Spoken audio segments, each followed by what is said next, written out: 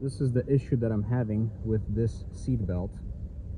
It's completely extended right here, and it will not go back in. No matter what I try, it's just not going back in.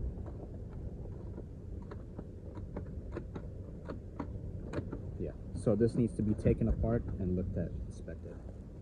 And the issue, the reason why that seatbelt is popped, I am guessing, I'm not sure, is because the owner had like a small fender bender on this car, so he got the hood a little bit damaged.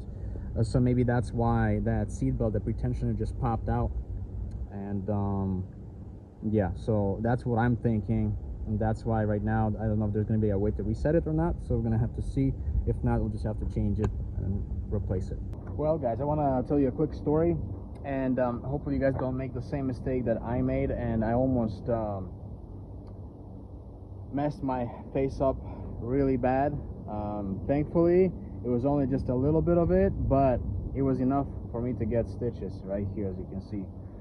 So let me show you the seatbelt. The seatbelt right here, you want to really be really careful with the seatbelts on any car.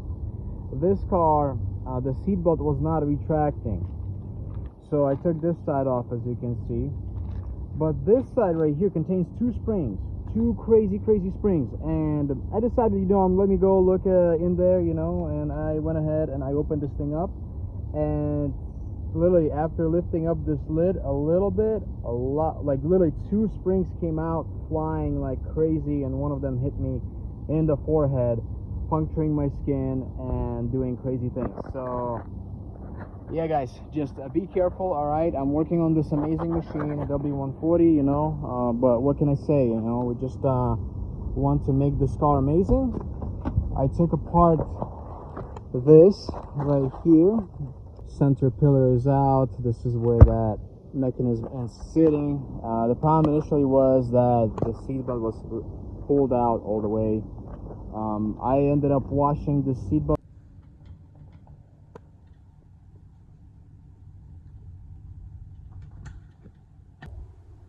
I'm gonna clean this really nicely. Take care of it. I'm gonna install it, see how it works. I have this cover I'm gonna put back on, but yeah, just be careful around the seatbelts, around the springs. Obviously you guys know the coil springs and the suspension.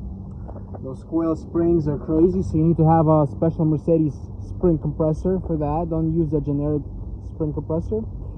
But with these ones, also be careful. Any kind of spring, be careful. Yeah, so wear safety goggles when working if you are gonna attempt to remove this cover for that spring. So as you can see in the picture right here, this is how it came out.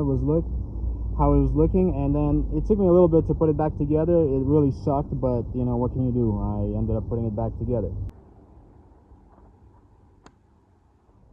The seatbelt assembly all reinstalled. It's in much better condition right now than before. Still not perfect, but it's actually in really good condition.